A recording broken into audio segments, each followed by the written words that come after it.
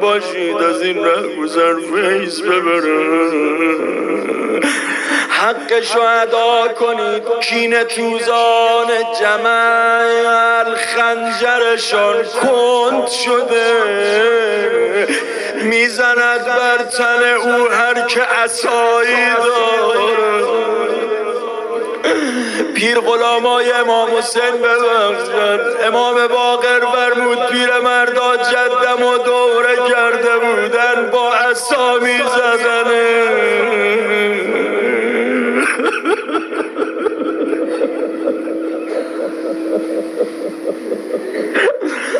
یا ابا عبدالله یا ابا عبدالله،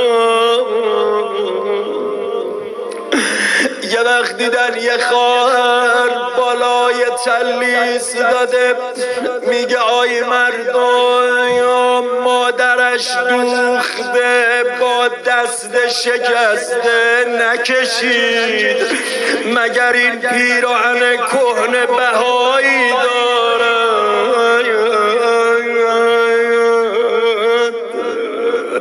بی کفن گوشه گودال بلا افتاده است، چه کسی بین شما کهنه عبایی داره؟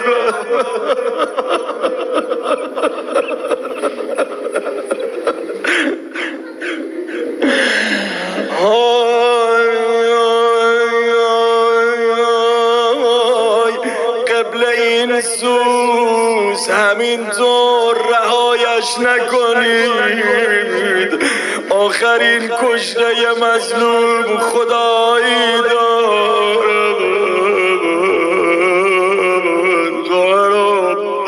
تو عرب رسم بود وقتی زنها از همه جا ناامید می شدن دو تا دستشون رو سر می زدن.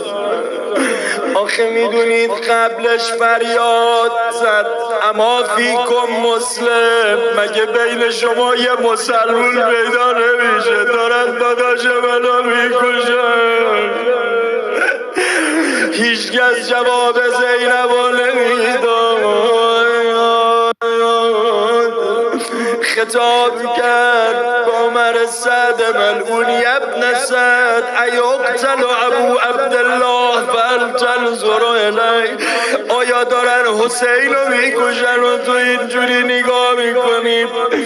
مقدر میگه نانجیب صورتش خیس شد از گریه ولی روشو برگردون.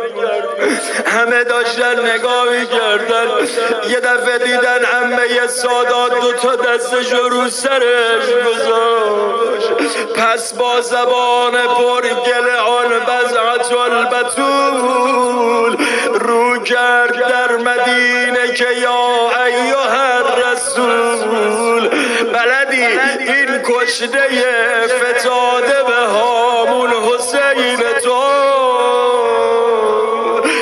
وین سیده دست و زده در خون.